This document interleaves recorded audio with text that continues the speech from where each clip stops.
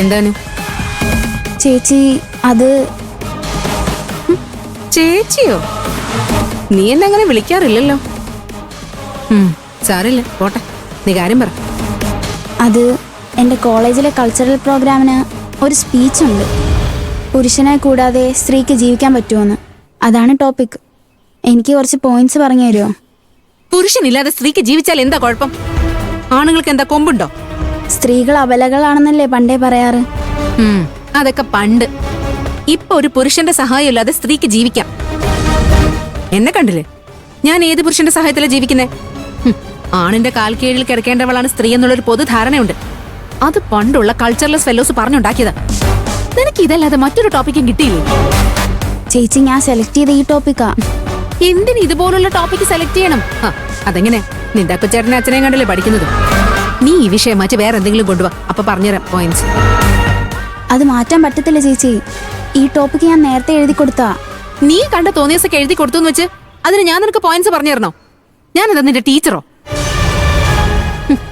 കേൾക്കാൻ കൊള്ളാവുന്നതായിരുന്നെങ്കിൽ കുഴപ്പമില്ലായിരുന്നു. ആണിന്റെ ശക്തിയും ബലം എന്താണെന്ന് നീ തന്നെ പോയി പഠിക്ക്. എന്നിട്ട് പ്രസംഗിച്ച് നടന്നോ.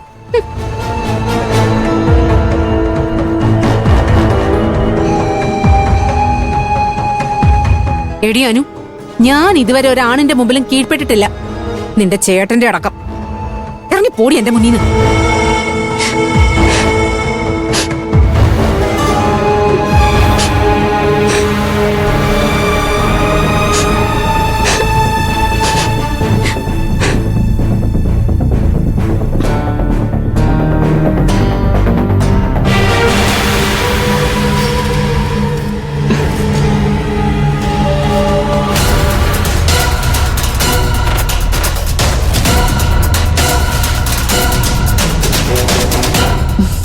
എന്തായി മോളെ, പോയിന്റ്സ് ഒക്കെ കിട്ടിയോ? ഞാൻ പറഞ്ഞല്ലേ ചേച്ചി, ശ്രേയ ഒന്നും പറഞ്ഞു തരത്തില്ലെന്ന്. പറഞ്ഞു തന്നില്ലെന്ന് മാത്രമല്ല, ആണുങ്ങളെ കുറെ കുറ്റവും പറഞ്ഞു, എന്നെ കുറെ വഴക്കും പറഞ്ഞു. മോള് വിഷമിക്കണ്ട. അച്ഛനെയും ചേട്ടനെയും കുറിച്ചും മര്യാദയില്ലാതെ ആ രാക്ഷസി സംസാരിച്ചത്.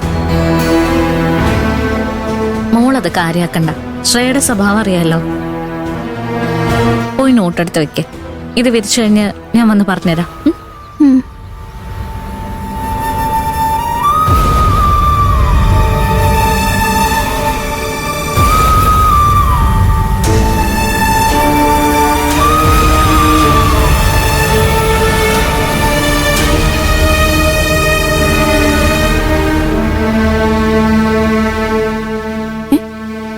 എന്റെ ഡ്രസ്സെല്ലാം ആരാ വാഷ് ചെയ്ത് വിരിച്ചത്?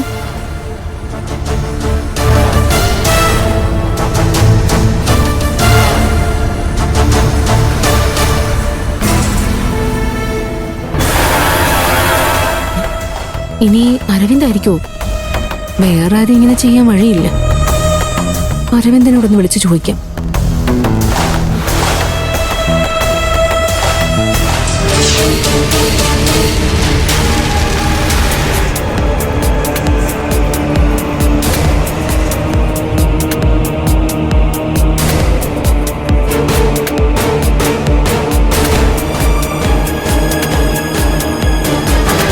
അരവിന്ദ് ബാലൻ അല്ലേ? അതെ സാർ. മാർക്ക് വളരെ കുറവാണല്ലോ അരവിന്ദ് ബാലൻ. അത് സാർ, മാർക്ക് കുറവാണെങ്കിലും എനിക്ക് നല്ല സ്കില്ലുണ്ട് സാർ. ആണോ? ഗുഡ്. Thank you sir. ഞാൻ ചോദിക്കുന്ന ഉത്തരം പറയും. ആന്റി ലോക്ക് ബ്രേക്കിംഗ് സിസ്റ്റം എങ്ങനെയാണ് പ്രവർത്തിക്കുന്നത്? അത് സാർ, പെട്ടെന്ന് ബ്രേക്ക് ഇടുമ്പോൾ വാഹനത്തിന്റെ ടയറുകൾ ലോക്ക് ആവാതെ തടയുകയാണ് ABS ചെയ്യുന്നത്. അതുകൊണ്ട് വണ്ടി സ്കിഡാവില്ല. സ്റ്റിയറിംഗ് കൺട്രോൾ ഡ്രൈവർക്ക് കൃത്യമായി ലഭിക്കും. അടുത്ത 5 വർഷത്തിനുള്ളിൽ ഓട്ടോമൊബൈൽ രംഗത്ത് വരാൻ പോകുന്ന പ്രധാന മാറ്റങ്ങൾ എന്തൊക്കെയാണെന്നാണ് നിങ്ങൾ കരുതുന്നത്? അത് സാർ,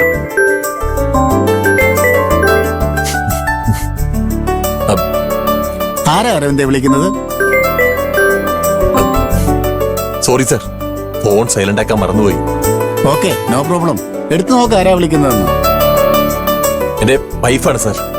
ഓക്കെ, എടുത്ത് സംസാരിക്കേ. നോ സാർ, ഞാൻ പിന്നെ തിരിച്ചു വിളിച്ചോളാം. അറ്റൻഡ് ചെയ്യൂ അരവിന്ദ്. ഫോൺ എടുത്തോളൂ. നിങ്ങളുടെ ഫാമിലിയുമായിട്ടുള്ള ഇന്ററാക്ഷൻ ഞങ്ങൾക്കൊന്ന് മനസ്സിലാക്കാമല്ലോ. ഫോൺ എടുത്തോളൂ. സ്പീക്കറിലിടൂ, ഞങ്ങളും കൂടെ ഒന്ന് കേൾക്കട്ടെ. അറ്റൻഡ് ചെയ്യൂ. Okay sir. അരവിന്ദ്, എന്റെ ഡ്രസ്സെല്ലാം വാഷ് ചെയ്ത് വിരിച്ചിട്ടത് അരവിന്ദാണോ? അല്ല മാഡം, ഞാനല്ല.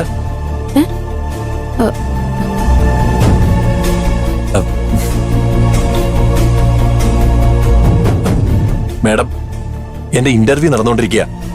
അത് കഴിഞ്ഞ് വിളിച്ചാൽ മതിയോ? ഓക്കെ. അരവിന്ദ് ഭാര്യയെ മേഡം എന്നാണോ വിളിക്കുന്നത്? അത് സാർ അങ്ങനെ വിളിച്ച് ശീലിച്ചു പോയി. വീട്ടിൽ ഭാര്യയ്ക്ക് ഒരുപാട് ഹെൽപ്പ് ചെയ്യാറുണ്ടോ? ഇത് ഒരു ചോദ്യമായിരിക്കും. സിംപ്ലിസിറ്റി ചെക്ക് ചെയ്യാനുള്ള സൈക്കോളജിക്കൽ മൂവാണ്. യെസ് എന്ന് പറയാം.